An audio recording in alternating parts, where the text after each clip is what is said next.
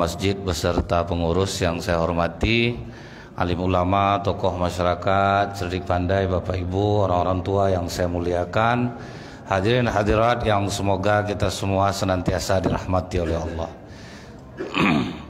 Tidak bosan-bosannya kita selalu mengawali dengan ucapan alhamdulillahirabbil alamin. Bersyukur kita kepada Allah atas nikmat yang Allah karuniakan sehingga Bapak Ibu bisa menjalankan ibadah puasa, kemudian berbuka, duduk di majelis ilmu ini dan bersabar untuk makan gulai kambing. Mudah-mudahan kesabaran Bapak Ibu ini dibalas Allah dengan pahala yang berlipat ganda. Karena apa? Bersabar ketika lapar itu lebih mudah daripada bersabar yang ada makanan lezat. Wah, itu agak berat memang. Jadi mudah-mudahan Bapak Ibu apa yang dilakukan ini menjadi sebab yang sakit disembuhkanlah oleh Allah, yang dalam keadaan sulit mudah-mudahan dimurahkan rezekinya oleh Allah. Bersolawat kita kepada Rasulullah sallallahu alaihi wasallam dengan ucapan Allahumma sholli ala Muhammad wa ala alihi wasallim. Semoga dengan diringankan lisan kita ini bersolawat kita mendapatkan syafaat di yaumil akhir kelak. Dalam hadis riwayat Bukhari Pak nomor 5652 dan Muslim nomor 2576 dari Atta bin Abu Rabah, ia berkata, Ibnu Abbas berkata, maukah engkau aku tunjukkan perempuan ahli surga? Maka kata sahabat, ingin. Itu dia perempuan yang berkulit hitam yang pernah menemui Rasulullah. Kemudian dia berkata kepada Rasulullah, ya Rasulullah, aku ini punya penyakit ayan. Jadi penyakit ayan ini udah lama Pak, yang tiba-tiba kejang-kejang, tidak sadar diri. Rupanya dari zaman Rasulullah penyakit ini sudah ada. Tolonglah doakan kepada Allah ya Rasulullah agar penyakitku ini disembuhkan oleh Allah. Kemudian kata Rasulullah, kalau kau bersabar balasannya surga. Tapi kalau kau mau akan kudoakan agar Allah menyembuhkan dirimu. Akhirnya perempuan ini memilih, doakan saja aku diberi kesabaran ya Allah, ya Rasulullah, dan jangan sampai tersingkap auratku ketika penyakitku kambuh. Artinya apa Bu? Kalau kita ini sakit, walaupun kita udah banyak sedekah Pak, kadang memang ada tetap kita dikasih Allah ini penyakit. Kalau kita tidak ngotot kepada Allah untuk minta sembuh, kita bersabar, maka balasannya adalah surga. Kalau ini kita yakini, maka tidak akan ada lagi keluhan-keluhan di saat kita menderita sakit. Dengar ceramah katanya sedekah bisa menyembuhkan penyakit. Tidak tentu sedekah ini lagi sakit ini tidak juga sembuh, nggak bisa lagi Pak. Karena ternyata bersabar balasannya besar, tidak berimbang dengan apa yang diberikan oleh Allah. Sementara kita tahu Bu, serendah-rendah nikmat di surga, semewah-mewah raja di dunia Pak. Tentu ini hal yang sangat kecil bagi kita kalau untuk bersabar di saat kita sakit. Saya ingat dulu Bu ya, ada bapak asal sholat berjamaah itu Pak, dia datang terus sholat berjamaah. Jadi yang saya perhatikan, bapak ini selalu menarik kemejanya ketika sholat tuh Pak. Sesekali dia tarik, tapi selalu. Habis sholat saya tanya lah, karena bapak itu tidak pernah menceritakan sakitnya, dia tidak pernah mengeluh, tidak pernah tidak sholat berjamaah. Jadi bapak itu menjadi role model lah Bu. Malu orang meninggalkan sholat berjamaah kalau nengok beliau gitu Pak. Dengan keadaan dia, malu orang. Itu kakinya jalan ke masjid itu sampai luka-luka tuh Pak. Udah susah jalan, tapi tidak mau sholat di rumah. Kenapa Pak Haji sering menarik-narik baju ketika sholat? Masjid itu belum pakai AC lagi, jadi kipas angin. Saya kena penyakit ini Ustaz, dibuka Eropa kena herpes Pak, penyakit kayap besar. Jadi kalau kain kena kulit itu sakit, Ustaz. Waktu saya ceramah di RSUD, saya tanya sama dokter, Pak, bagaimana sakit herpes itu, Dok? Seperti plastik dibakar, diteteskan ke kulit, itu rasanya. Itu Pak. Tapi tidak ada ngeluh. Ini sakit kepala bikin status di WA, Pak. Foto lah tuh. Sedang gini yang kepala kan tuh salon pas ini besar. Jadi kadang itulah yang membuat kita merasa hampa isi sholat kita tuh mungkin, Pak, ya, karena kita masih banyak mengeluh. Kalau kita, kenapa saya singgung masalah mengeluh nih, Bu? Ingat enggak Bapak Ibu, mimpi Siti Rahmah istri Nabi Ayub? Dia berjumpa dengan iblis yang menyerupai orang soleh, mengatakan, beritahu kepada istrimu, suamimu Siti Rahmah, mengeluh aja dia satu kali, sembuh dia besok. Jadi memang yang ditunggu iblis kita tuh mengeluh, Pak.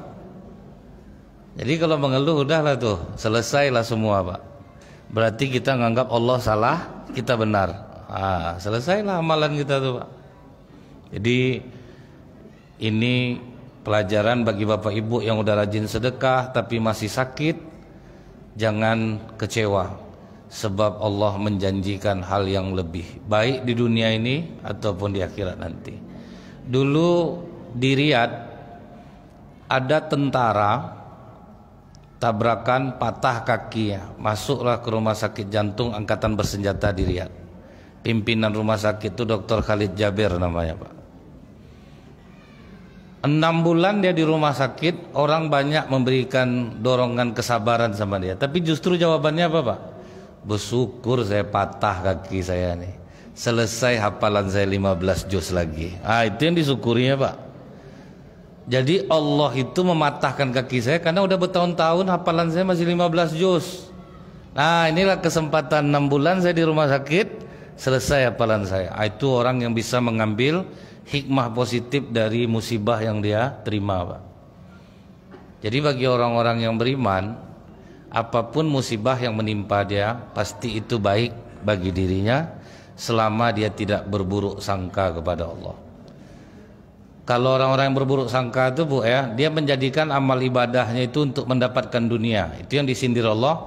Fa ammal insana idza mabtalahu rabbuhu fa akramahu wa na'amahu fayaqulu rabbi akraman. Kalau dia dikasih rezeki sama Allah, tengoklah berkat amalan aku, Allah memuliakan aku.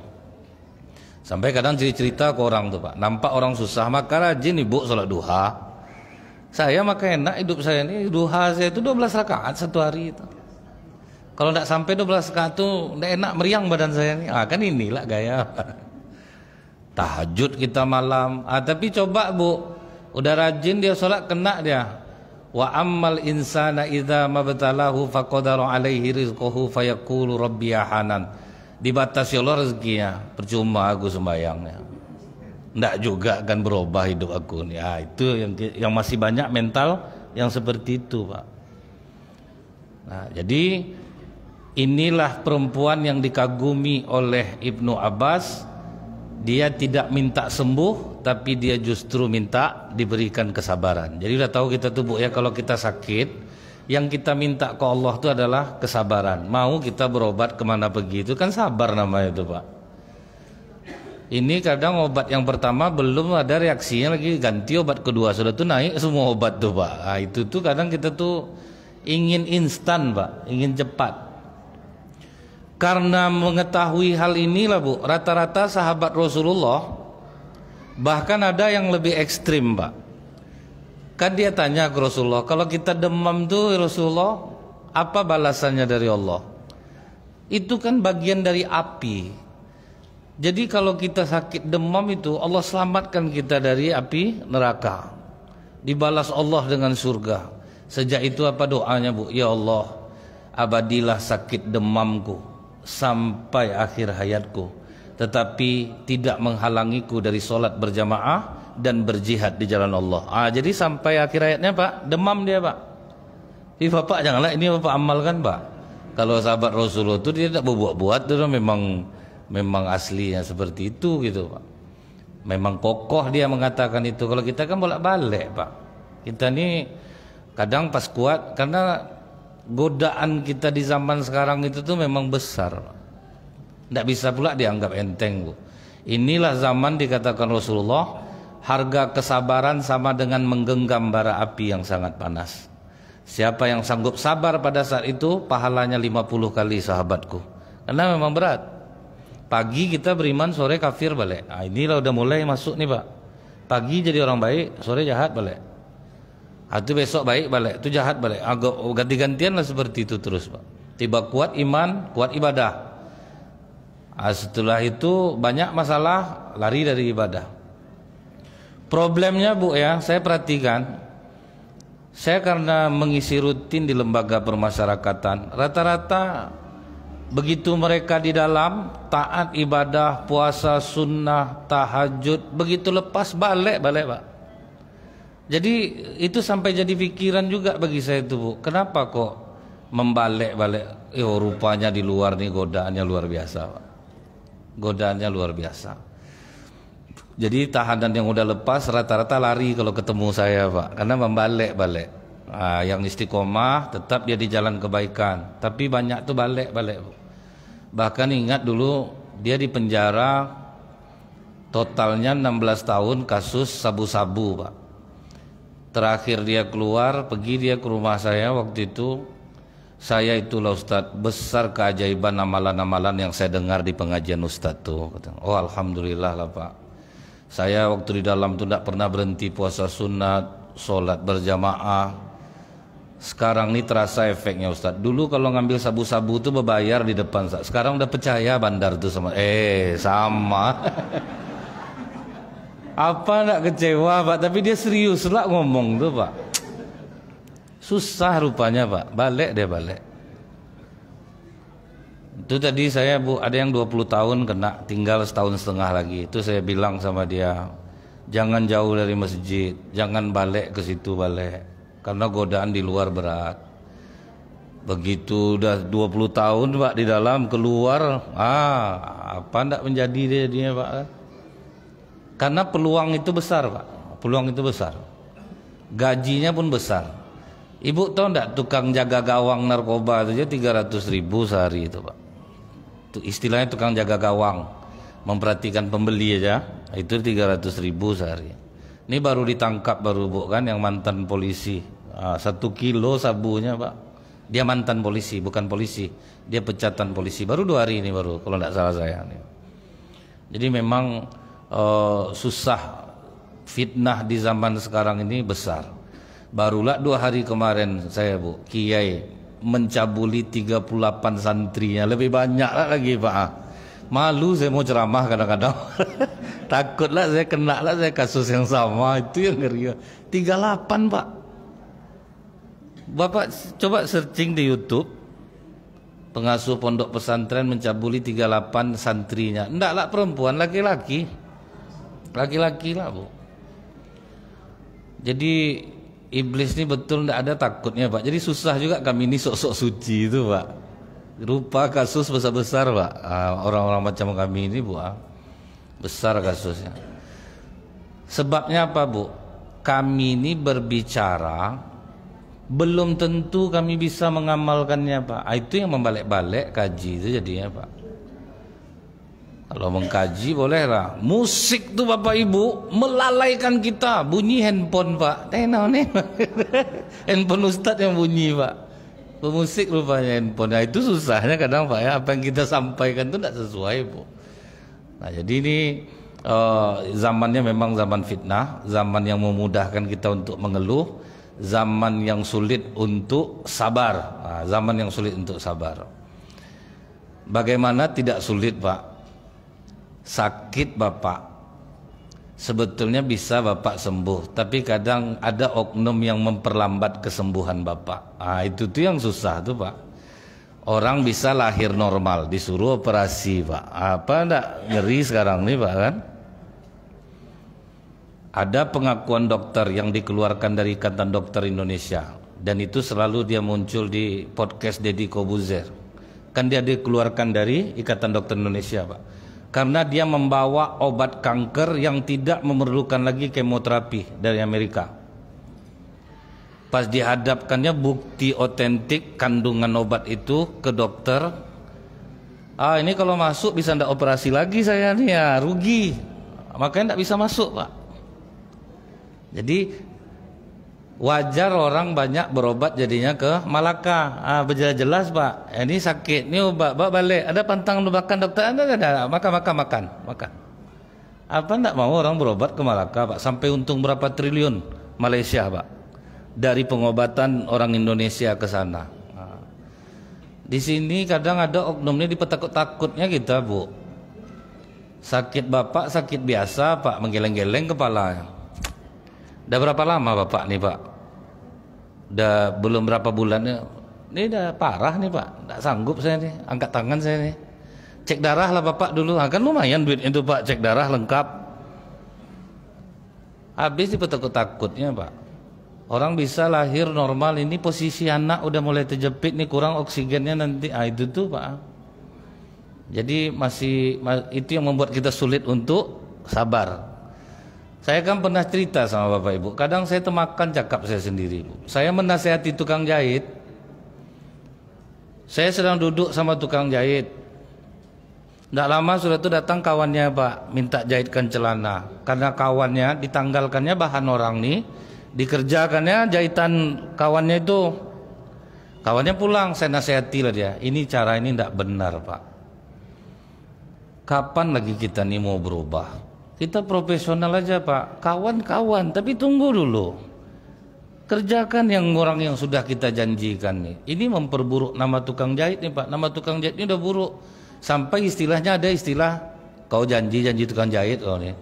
Sampai gitu dibuat orang Pak. Salah lah saya Ustadz ya. Itu maka mulailah berubah kita Pak. Besok ya saya motong kaki celana Pak, mau dipakai malam. Pak minta tolong Pak potong kaki celana. Ingat kaji semalam Ustadz. Kita profesional. Yang dulu kita dulu ya temenung saya. Apa ndak susah tuh Pak ya. Jadi ini saya menguatkan diri sendiri juga Bu. Misalnya nanti suatu saat kita sakit, kita ingat kajian ini Pak. Berobatlah kita, jangan kita mengeluh. Pengobatan sesuai syariat mendapat pahala, kesabaran kita diberikan ujian sakit, akan menggugurkan dosa-dosa. Jadi kan udah lapang-lapang aja hati kita Pak. Sama kita dengan kurban nih Bu. Kenapa kita harus ikhlas? Karena balasannya kan besar Pak. Bayangkanlah dengan 2.700.000, 2.600.000 darah dari tetes pertama sampai terakhir diampuni seluruh dosa. Sebanyak bulunya diampuni dosa. Apa yang guna kita ria lagi Pak? Bayarnya cuma 27 cuman ya. Bahkan ada saya dapat informasi dari seorang ustazah Bu. Di tempat tinggalnya itu totalnya 1.000 orang, 1.000 ada yang 1.000 rumah apalah istilahnya Pak ya. Yang kurban itu cuma 49. Orangnya 49 Pak. Jadi banyak mungkin orang menganggap Bu ya. Macam mana lah ansuran Pajero saya 12 juta sebulan Ustaz. Rumah klaster saya 6.700.000. Dia jadi miskin dia jadi ya Pak. Jadi itu yang susahnya sekarang Bu. Buktinya pemulung bisa ikut kurban Pak. Pemulung berarti kan ini bicaranya soal iman sebetulnya Pak. Kemudian Bu, yang berikutnya itu Pak, ini dari Abdullah ibnu Mas'ud, dia berkata, Rasulullah pernah menceritakan seorang nabi yang dipukul oleh umatnya, dicekik, dipukul sampai berdarah. Tapi Nabi itu berdoa kepada Allah, ya Allah ampuni kaumku karena dia tidak tahu. Jadi Rasulullah menceritakan ini Pak, inilah yang menguatkan Rasulullah ketika dilempar orang pakai batu tuh Pak. Jadi Al-Quran ini juga menguatkan Rasulullah dan juga menguatkan kita Pak. Dilempar pakai batu Rasulullah, ingatlah Rasulullah ini. Ada dulu seorang Nabi yang dicekik, dipukul. Siapa Nabi itu Pak? Nabi Nuh alaihissalam. Nabi Nuh itu Bu, azab dibuli oleh umat itu Pak. Siapapun yang jumpa langsung mukul, langsung nyekik Pak. Itu doa itu, ya Allah ampunilah kaumku, mereka tidak tahu. Itulah kesabaran Nabi Nuh itu Pak. Jadi dia tahan sakitnya, dia sabar dia. Nah, ajaran yang seperti inilah yang diterima oleh sahabat secara langsung, Pak. Makanya para sahabat tuh, Bu, lapang jiwanya apapun yang mereka alami. Kita ambil contoh Abu Kilabah Al-Jurmi, sahabat Rasulullah yang buta matanya, buntung tangannya, buntung kakinya, tapi dari lisannya selalu terucap Rabbi auzi'ni an ashkuru ni'mataka allati an'amta alayya wa ala walidayya wa an a'mala salihan tardahu wa adkhilni bi rahmatika fi ibadika sholihin. Ilhamkan rasa syukur ke dalam hatiku ya Allah. Sampai ditanya sama orang, kau apa juga yang kau syukuri lagi? Mata buta, tangan buntung lagi buntung. Jawabannya apa, Bu? Lisanku yang masih bisa berzikir menyebut nama Allah, itu yang disyukuri.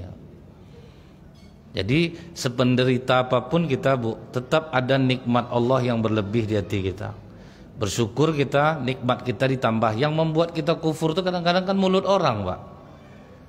Udah bahagia, Bu, kawan nih beli rumah tipe 36 siap huni, 2 kamar, dapur ada di dalam, cukup lah untuk dia, udah bahagia betul dia. Bertamu lah kawan yang kurang ajar nih, Pak, yang tidak ada akhlak nih. Sempit rumah kau nih, betah kau dalam. Sejak itu sempit rumah tuh, Pak. Sejak itulah sempit rumah tuh. Itulah bahayanya ya, Pak ya. Dulu ingat saya cara kiai menasehati orang yang merasa sempit di rumah tuh. Rumahnya RSS, mertua situ tinggal, Pak. Anak-anaknya, adik-adiknya ngadu dia ke kiai ini, Bu, sempit betul rumah, macam neraka di rumah tuh rasanya. Jawaban kiai ini simpel aja, Bu, pelihara kambing 5 ekor. Kalau tidak ada kambing kau ambil di pondok, bawa ke rumah. Nurut dia, Pak, diambilnya kambing. Rupa ngasuh kambing itu kan lebih gawat daripada ngasuh manusia, Pak. Bagaimana rasa rumah kau sekarang? Kemarin neraka biasa, ini udah neraka jahanam, kiai. Semenjak ada kambing nih jadi neraka jahanam. Balikkan ke pondok 1. Jadi disuruhnya ngansur-ngansur 1, Pak. Setelah 5 kambing itu dikembalikan, bagaimana rasa rumah kau sekarang? Deh, lapang betul semenjak tidak ada kambing nih. Itu cara melatih rasa syukur tuh, Pak. Kadang kita ini kan mudah aja, Pak ya, tidak bersyukur, padahal kita itu dibekasi Allah nikmat yang sangat banyak. Kita tengok pemulung, Bu, hidupnya susah, tapi kebersamaan dia sama anak, sama istri, main-main dekat becaknya tuh, Pak, waduh, bahagia dia. Ada orang kaya tapi ingat saya, Bu, sampai kaku anaknya jumpa sama dia. Dia di Kalimantan, anak istrinya di Pekanbaru, pas nikah aja dia balik, Pak. Kaku anaknya jumpa dia, apa guna, Pak? Duit banyak. Ingat Bapak Ibu enggak tulisan terakhir Pak B.J. Habibie? Saya dikasih Allah nikmat ilmu teknologi. Ternyata saya baru tahu ilmu agama jauh lebih bermanfaat. Anak saya sukses 3-tiganya, mereka semua jauh. Akhirnya saat ini saya tinggal sendiri. Adalah kerabat yang tinggal sama saya dan 1 orang pembantu. Kalau sempat saya dibolehkan memilih lagi, saya akan pilih belajar ilmu agama. Itu, Pak. Karena ilmu agama yang kalau kita lemah ilmu agama kan terasa betul sepi itu, Pak. Tapi kalau orang tahu ilmu agama, Bu, main di masjid aja dia tenang hatinya, Pak. Duduk di masjid, udah tua-tua, ramai kawan-kawan, bercanda-canda, saya senang, Pak. Nengok bapak-bapak di masjid tuh bercanda-canda tuh suka saya, Bu. Itulah bagian dari apa tuh, Pak. Sampai dulu ada 1 orang sedang latah, Bu. Dia latah, sedang takbiratul ihram, sholat sunat. Datang bapak ini bertanya, udah azan orang? Dijawabnya, Pak, udah. Oh, dia latah. Kan bentuknya tidak bagus bercanda. Daripada menceritakan orang, Pak, masih mending itu, Pak. Menggelitik kawan, apa, masih mending tuh, Bu. Jadi hati itu terobat juga kalau kita sering di masjid tuh, Pak. Nah, kemudian, Pak, hal-hal yang bisa menguatkan Rasulullah ini mengingat bagaimana tersiksanya Nabi pada masa lalu. Nabi Nuh lebih kurang 500 tahun berdakwah. Saking seringnya kena bully, kena pukul tuh, Pak, pengikutnya cuman 70 orang. Berapa sakitnya dakwahnya tuh, Pak. Sering dibully, sering dipukul. Dibuat kapal, istri yang memprovokasi orang, suruh buang kotoran di kapal tuh. Itulah yang diingat Rasulullah, Bu. Jadi kalau kita sedang berduka, coba ingat orang yang lebih penderitaannya daripada kita. Ada ibu-ibu waktu itu, Bu, nggak tahan saya sama suami saya ini lagi Ustadz, kelakuannya gini. Saya pertemukan dia dengan seorang ibu-ibu yang sudah puluhan tahun suami gila tapi dia tetap bertahan. Mana lebih parah penderitaan ibu dari ibu nih? Dia yang bekerja, dia ngasih makan suaminya, suaminya gila. Puluhan tahun dia tidak minta pisah. Saya pertemukan lagi dengan ibu-ibu, Bu. Suaminya pecandu narkoba, pemain wanita, tetapi dia tidak pernah minta pisah, Pak, sama suami. Berapa dia sanggup untuk bersabar. Tapi memang besar penyakitnya jadinya, Pak, ya. Tapi saya tetap salut, Bu. Kok bisa ya mampu bertahan walaupun seperti ini. Kadang masalah kita tidak terlalu lah seberat-berat itu, tapi sampai akhirnya mengeluarkan kata-kata ingin pisah, ingin pisah. Kunci rumah tangga itu tuh awet sampai tua tuh, Bu, jangan bercerai. Itulah kuncinya, Pak. Itu iya ya, Pak. Jangan cerai, awet lah tuh. Nah, kemudian, Bu, yang berikutnya itu apa kata Abu Said dan Abu Hurairah dari Nabi SAW?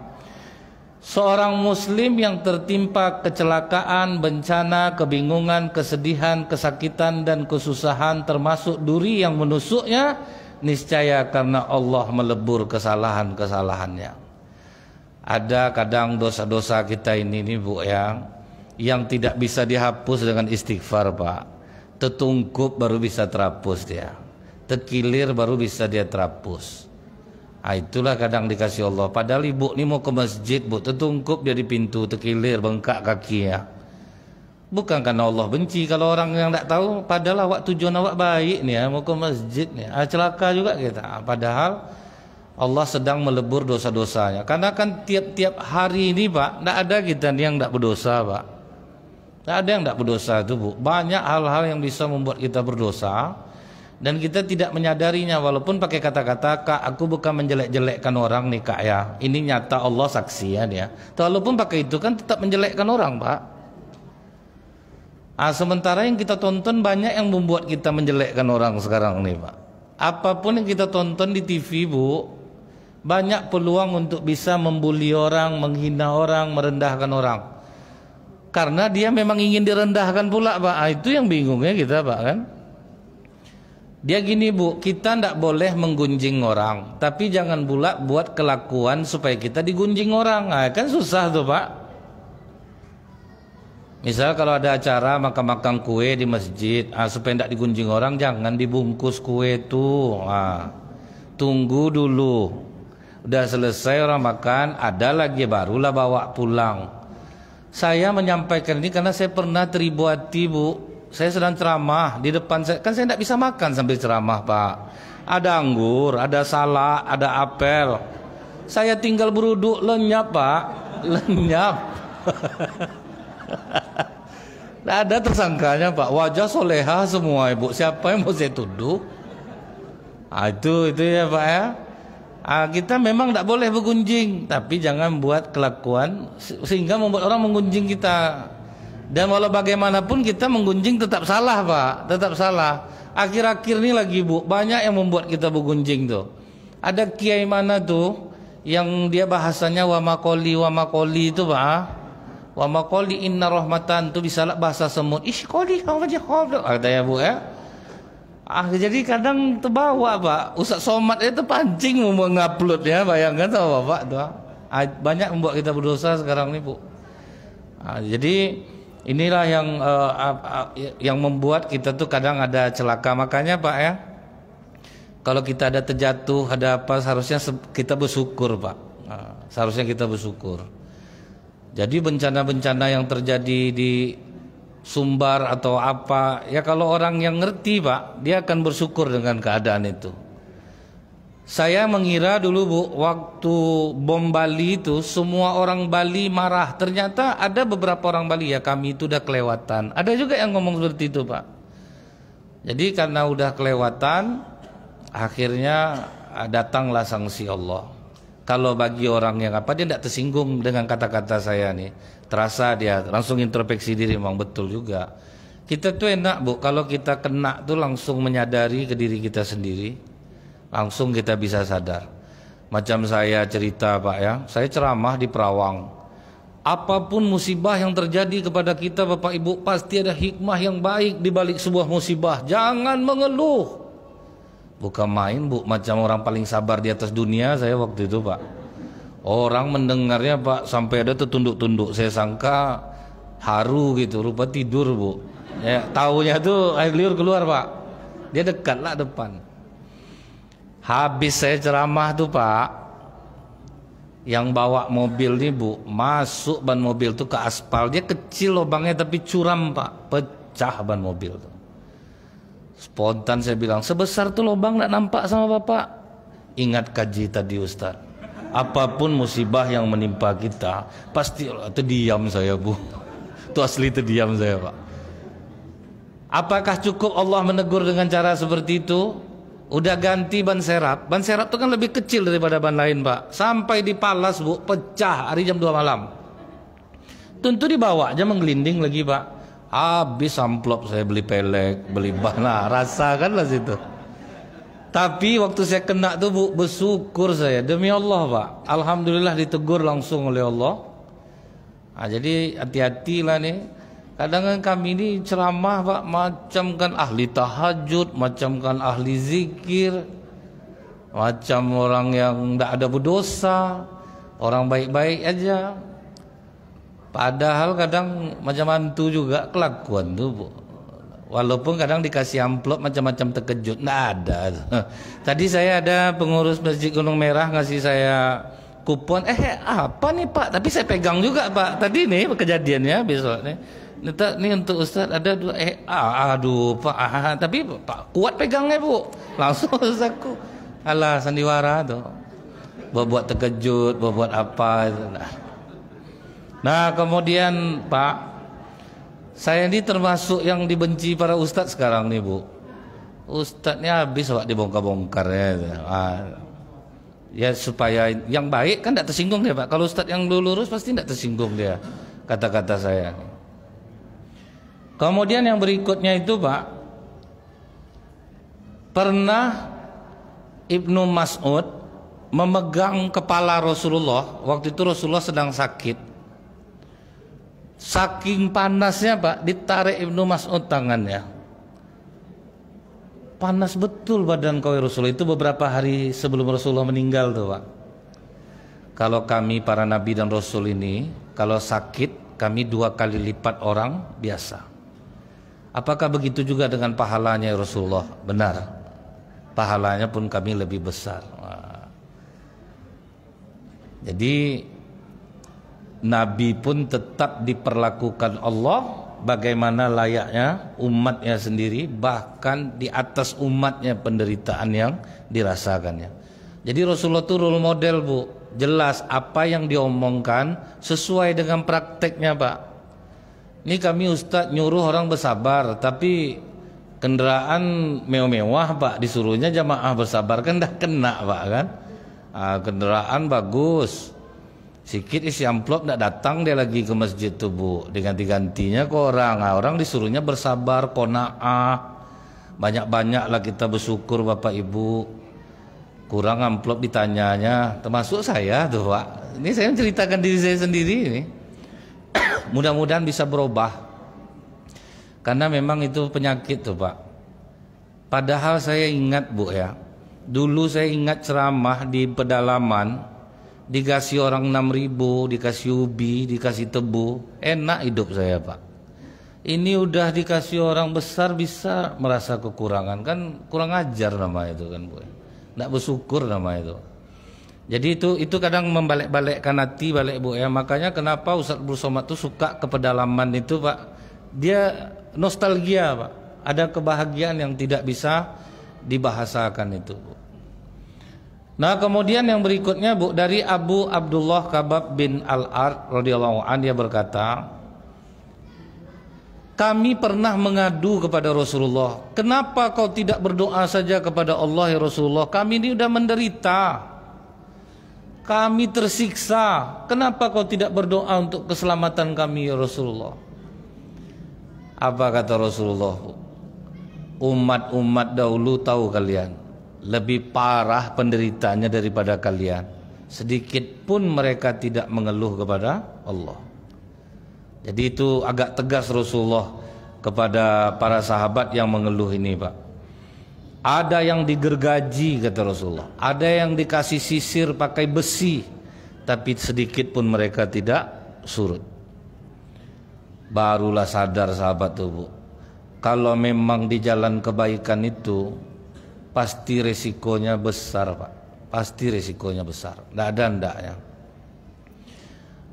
Kemudian Bu ya, kalau kita ingatlah, ada ibu-ibu yang memiliki beberapa orang anak. Itu dalam kitab 500 Rampai Kisah Orang Soleh karya Imam Ibnul Qayyim Al-Jauzi rahimahullah. Semua anak-anaknya, kau makan babi ini, karena tahu dia seorang muslim, kau makan babi ini, aku berikan kau kekayaan. Kata anaknya ini, aku pilih mati saja. Kau ingat mati kau ini bukan langsung dibunuh, disiram pakai aspal, Pak.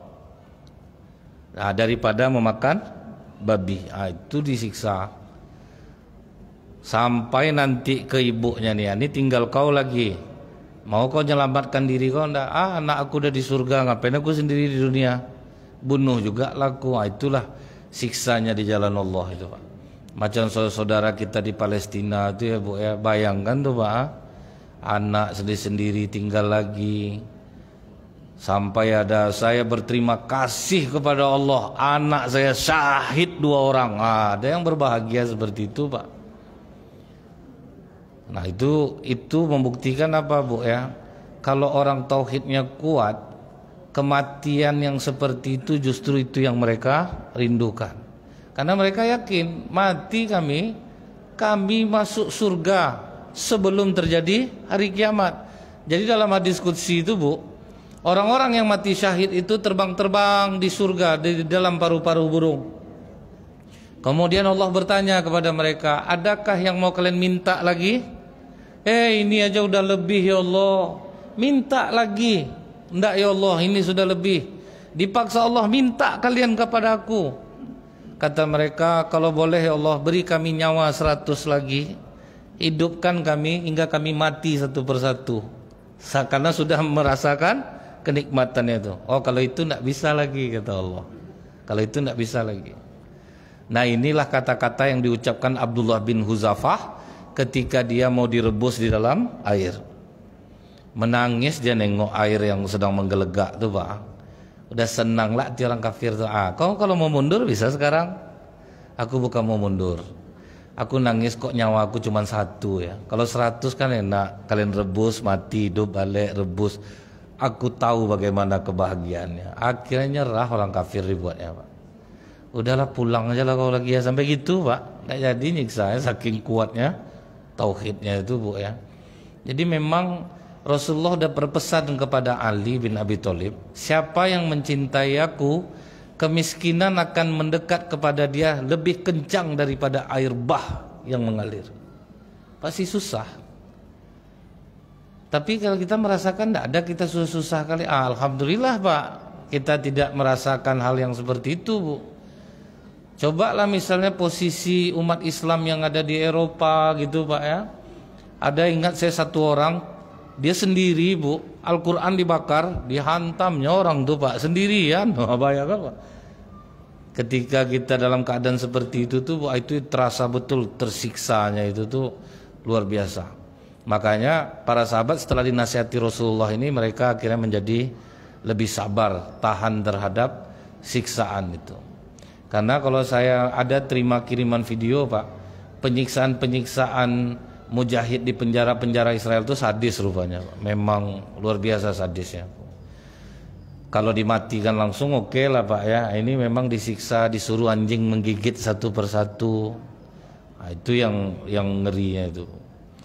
Kemudian di dalam perang Hunain, ini riwayat Ibnu Mas'ud, Rasulullah itu pernah diprotes oleh para sahabat Bu. Waktu perang Hunain itu kan banyak orang Mekah yang baru-baru masuk Islam, Pak. Dan mereka tokoh-tokoh di Mekah itu, dan Rasulullah banyak ngasih mereka ternak. Seperti Safwan bin Uyainah, itu dikasih Rasulullah satu lembah tuh, Pak. Kau lihat semua binatang ternak di bawah itu, lihat Muhammad, itu semua untukmu. Langsung syahadat, Pak. Asyhadu alla ilaha illallah, asyhadu anna. Sahabat yang dari Madinah protes waktu itu, ini nampaknya tidak adil nih, kita sama-sama berjuang, kita kok tidak dapat harta rampasan perang. Terdengarlah sama Rasulullah, Bu. Apa kata Rasulullah? Dirahmatilah Musa ketika orang-orang menganiayanya, mengejeknya, tapi dia tetap bisa bersabar. Itu yang diingat oleh Rasulullah. Nabi Musa itu, Pak, Nabi yang paling banyak mukjizatnya, karena yang dihadapinya Israel, Pak. Paling banyak mukjizatnya, Bu. Bayangkanlah, udah diampuni Allah buat balik, diampuni Allah buat balik, diampuni Allah buat balik. Makanya diantara deretan Nabi dan Rasul itu yang temperamennya agak tinggi adalah Nabi Musa, Pak. Waktu Rasulullah Isra aja, Bu, Isa lah kita lagi. Assalamualaikum, subhanakallahumma bihamdika, asyhadu an la ilaha illa anta astaghfiruka wa atubu ilaik. Assalamualaikum warahmatullahi wabarakatuh.